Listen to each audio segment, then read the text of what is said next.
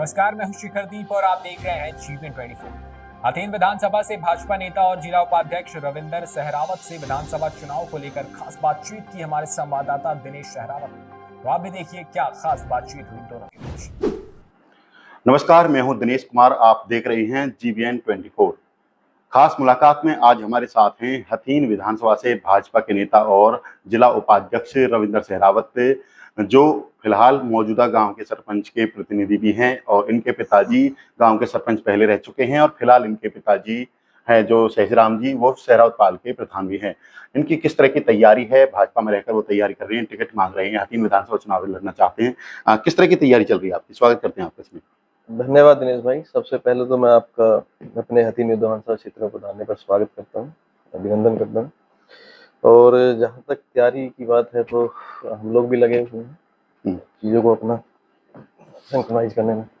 पहले आप बिजनेसमैन रहे, अभी भी बिजनेस करते हैं, तो राजनीति में कैसे आना हुआ? पहले तो आपके पिताजी राजनीति करते थे, जिस तरह प्रधान भी हैं सहरावत पाल के, सरपंच भी रहे हैं, पहले इनेलो में भी थे पिताजी। अब आप पिताजी और आप दोनों भाजपा के लिए काम कर रहे हैं।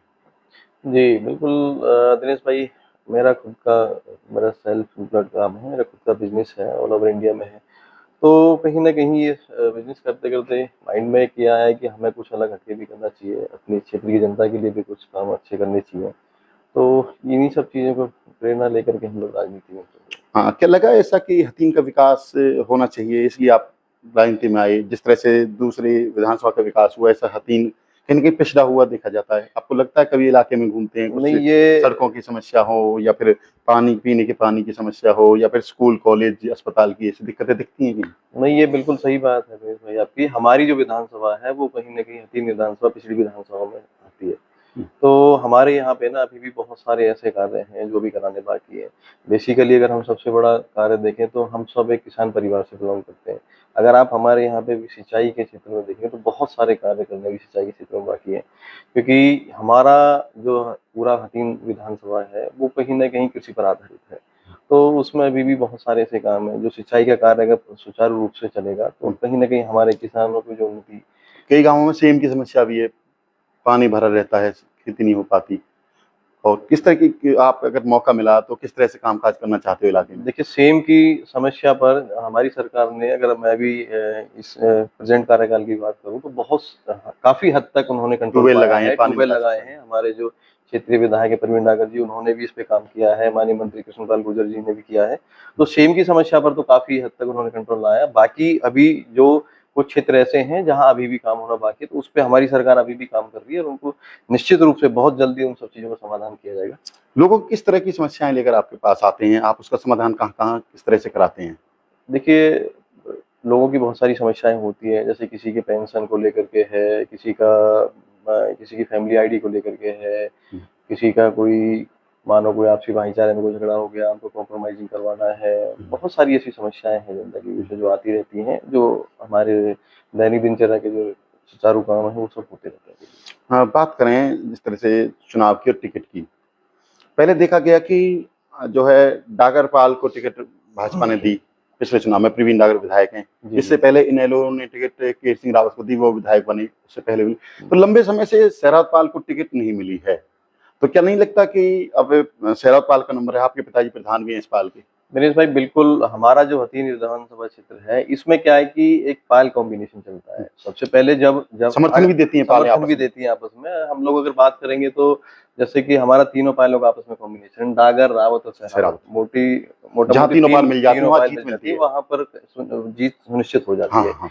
तो जब रावतों को सम्मान मिला, चौधरी केर सिंह रावत जी को जब इनेलो से टिकट मिला, तो तीनों पालों ने अपनी पंचायत करके चौधरी केर सिंह रावत जी को अपना मिंडकोला समर्थन में दिया और समर्थन दिया था, मिंडकोला वहाँ भी लोग थे। उनको विधायक बना करके विधानसभा में भेजा। उसके बाद प्रवीण डागर को उससे टिकट मिला अगली भाजपा। बार जब तो हमारे जो विधायक हैं प्रवीण डागर जी, उनको पार्टी की तरफ से सम्मान मिला, तो हमारी तीनों पालों ने एक पंचायत करके और हमारे भाई प्रवीण डागर जी को विधायक बना करके विधानसभा में भेजा।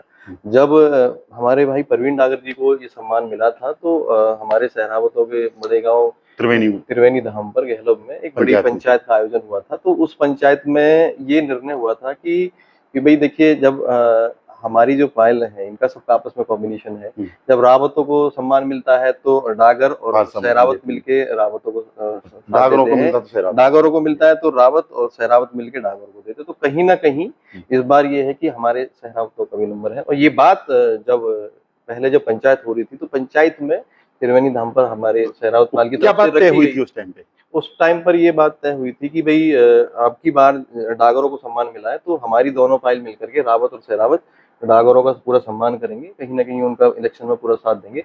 तो अगली बार ये उसमें ये तय हुआ था कि भाई अगली बार सहरावतों का नंबर है, वो सहरावत इस बार इलेक्शन लड़ेंगे और दोनों पायल मिलकर के सहरावतों को कहीं भी साथ हाँ, देंगे। जिस तरह से आपने कहा दूसरी पालों का समर्थन की, अब अपनी पाल की बात करते हैं।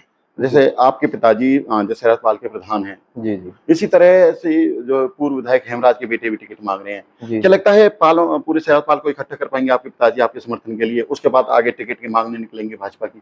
जी, बिल्कुल। देखिए, हमें पूर्ण भरोसा है कि हम कहीं न कहीं अपने जो परिवार में जो जो भाई हमसे रूठे हैं, उन सबको मनाने में हम कामयाब रहेंगे और पूरे परिवार को इकट्ठा करके ही हम कहीं न कहीं आगे दावेदारी कर सकते हैं। सबसे बड़ी बात है, अगर पार्टी ने आपको टिकट दिया, जीत भी जाते हैं, तो हथीन के लिए क्या काम करना चाहते हैं? जैसे और विधायक जो नहीं कर पाए, या फिर विधायक तो बनते रहते हैं, लेकिन हथीन का विकास नहीं हो पाता है।